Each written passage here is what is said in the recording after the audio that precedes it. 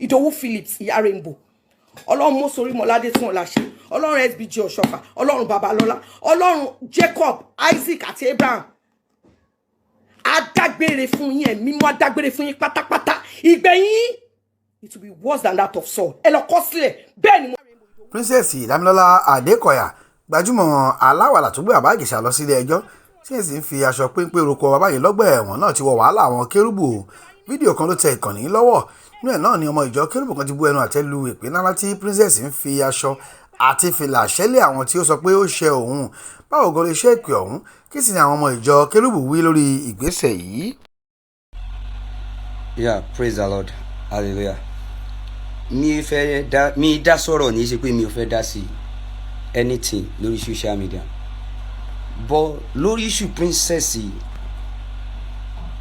n tó ń dùn mí jù tí mo expect lọ́dọ̀ ẹ̀yin ọmọ Kérúbù àti Séráfù mi ò gbọ́ ló jẹ́ kí n fẹ́ sọ̀rọ̀ ẹ̀.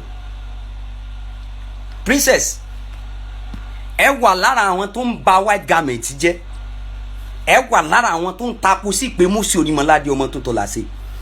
Bẹ́ẹ̀ bá fẹ́ wé pé àbẹ́ fẹ́ lọ búyàn kò nídìí kẹ́ lo garment àbí kẹ́ lo fìlàdúà. Ẹ wá gbé fìlàdúà sórí, ẹ gbé Bíbélì mímọ́, oh my God, ẹ wá fi ń ṣépè. Ẹ bújúkú o, tẹ́ ẹ bá rí èèyàn sọ fún yín ìwà tẹ́ ẹ wò dá rárá. Ẹ dé fìlàdúà. Listen, everybody youth tó ń bọ̀ nínú KNS wọ́n ń try láti fọ KNS mọ́ pé tó káwọn èèyàn má máa fojú burúkú wò wá. Bọ̀ ẹ jọ kí ni example tẹ́ ẹ mú kalẹ̀ lẹ̀? Kí ni tẹ́ ẹ ń sọ fún wọn? Azin ẹ dé fìlàdúà, ẹ wá fọwọ́ gbá Bible. Ọlọ́run Nítorí Mama ọmọ tó ń tọ́lá sí, Ọlọ́run Bíléwò Ọ̀ṣọ́fà, Ọlọ́run Joseph Ayọ̀dé Babalọ́lá.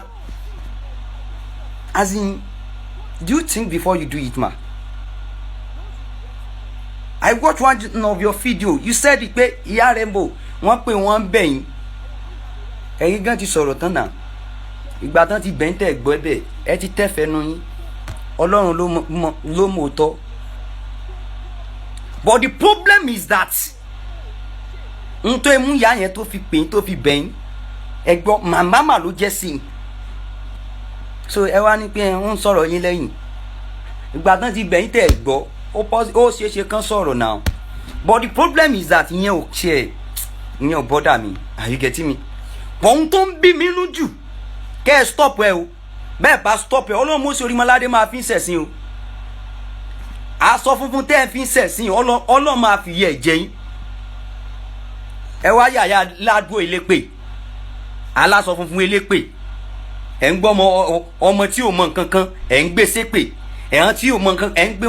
Listen, please and please stop it. If you want to do anything, do it. Bẹ́ẹ̀ sọ̀rọ̀ ẹ sọ̀rọ̀, but ẹ stop láti máa lo white garment. Princess fìlà white garment ẹ stop láti máa lo láti fi ṣòṣì lórí social media.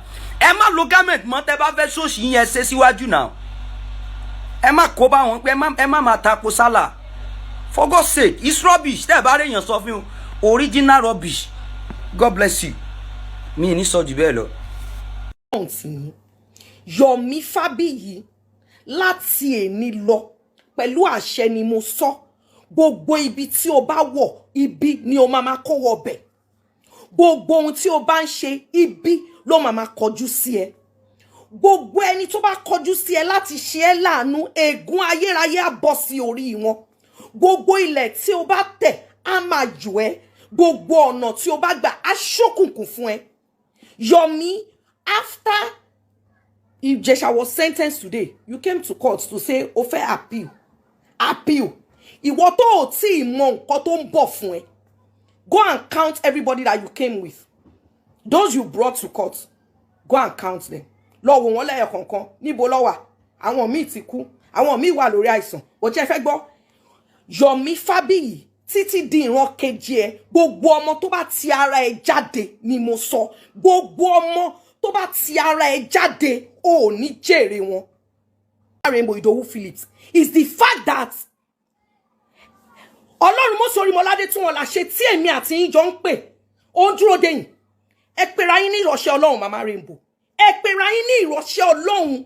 Ẹ jẹ́ kí n sọ fún yín, tí ẹ bá lọ tọrọ ìdáríjì ẹ̀ṣẹ̀ lọ́dọ̀ Ọlọ́run kí n dẹ̀ rí kọ́lọ́run fi hàn mí pé yes princess Ìdòwú Phillips ó ti tọ́ tí ẹ bá lọ túbá fún gbogbo ẹlẹ́dàá àwọn ọmọ tí Ìjẹ̀ṣà ti ṣèkà fún tẹ wá pè mí tẹ pretend tẹ wá lọ lẹ́yìn mi tẹ lọ ń bà mí jẹ́ tẹ bẹ̀rẹ̀ sí ní sọ̀rọ̀ débi pé ẹ lè mú mọ́ra ẹ bẹ̀rẹ̀ sí ní ṣátà mi you went on the news Ìdòwú Phillips ìyá Rainbow Ọlọ́run Mọ́sórí Mọ́ládé tún ọ̀la ṣe Ọlọ́run SBG Ọ̀ṣọ́fà Ọlọ́run Babalọ́lá Ọlọ́run Jacob Isaac àti Abraham adágbére fún yín ẹ̀mí mọ́ adágbére fún yín pátápátá ìgbẹ̀yìn it will be worse than that of Saul ẹ lọ kọ sílẹ̀ bẹ́ẹ̀ ni